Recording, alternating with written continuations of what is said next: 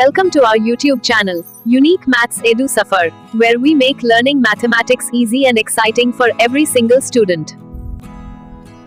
Hello friend, welcome to my YouTube channel Unique Maths Edu Safar to all of you friend. Today we discussing that higher secondary mains 2022 of mathematics paper के 4 mark का जो question था उसके बारे में हम discuss कर रहे थे। उसमें लास्ट एग्जांपल है एग्जांपल नंबर 7, इसका सॉल्यूशन हम थोड़े फाइंड करेंगे। उसके पहले फ्रेंड आपने अभी तक वीडियो को लाइक नहीं किया है और ये वीडियो को लाइक कर दीजिए, चैनल को सब्सक्राइब कर दीजिए बिकॉज ऐसे ही न्यू वीडियो की नोटिफिकेशन मिल रहा है। So we move on our topic. और क्वेश्चन इज दैट કે વિકલિતના ઉપયોગથી 25નું ઘનમૂળનું આસન મૂલ્ય શોધો। તો આ જે પ્રશ્ન છે ને એ આસન મૂલ્યનો પ્રશ્ન છે। આ ટોપિક આસન મૂલ્યનો ટોપિક 2023માં જ્યારે એક્ઝામ લેવાયેલી હતી ત્યારે પણ જે સિલેબસ છે એની અંદરથી કાઢેલા જે ટોપિક છે એ જે ટોપિક રિમૂવ કરી દીધા છે તેમની અંદર આ ટોપિક હતો, એટલે સિલેબસમાં હતો નહીં।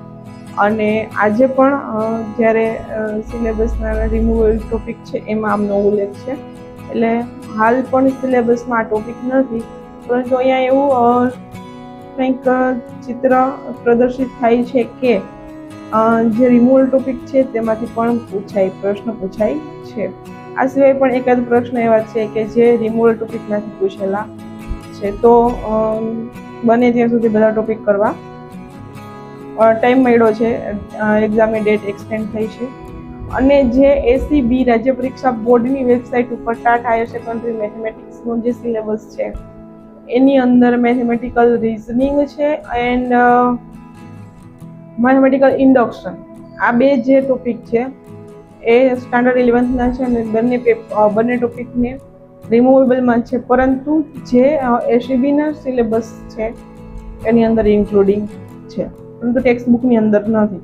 એટલે આવું કંઈક જોવા મળે છે, પરંતુ આ ટોપિક કરી લેવા જરૂરી છે બીકોઝ આ વખતે આપણને કોઈ ક્વેશ્ચન અને ઓપ્શનમાં કાઢવાનો ઓપ્શન નથી।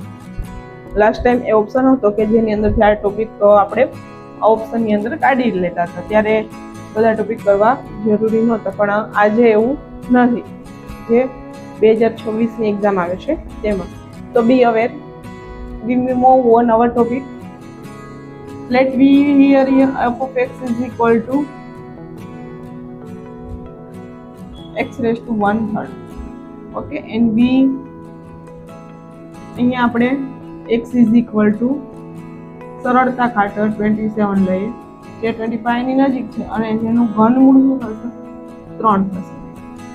x બરાબર 27 જ કેમ લીધા? બીકોઝ 27 નું ઘનમૂળ 3 થાય કે જે 25 ની નજીક છે માટે, ઓકે। અને ડેલ્ટા x શું થશે? તો ડેલ્ટા x થશે 25 minus 27 equal to -2, okay, and f of x is equal to x power 1/3 f dash x, x ની સાપેક્ષે વિકલન કરીશું તો શું મળશે? 1/3 x raised to -2/3 and f dash 3 at a point 3 આગળ શું મળશે? 1/3 3 raised to 2/3 power 2/3, આ શું થશે? 1/3 ની power 3 અને 1/27, okay। Now we find here delta y.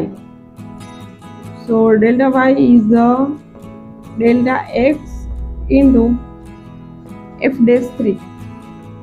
So what is f dash 3? -2 into 1/27 is equal to -2/27, and our answer is, આપણે જે ફાઇન્ડ કરવાનું છે f of x 1/3, f of x it means 25 1/3 is f of x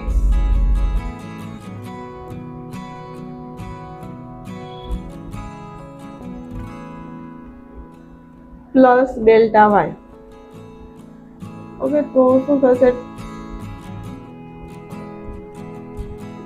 F of X 3ની 1/3 power plus delta Y આનું જે આસન મૂલ્ય મળે છે તે.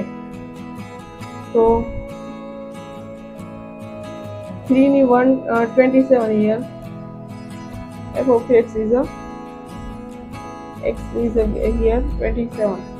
So 3 minus 2 upon 27.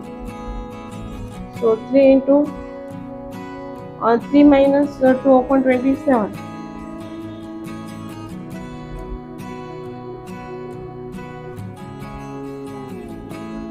Here we have 27.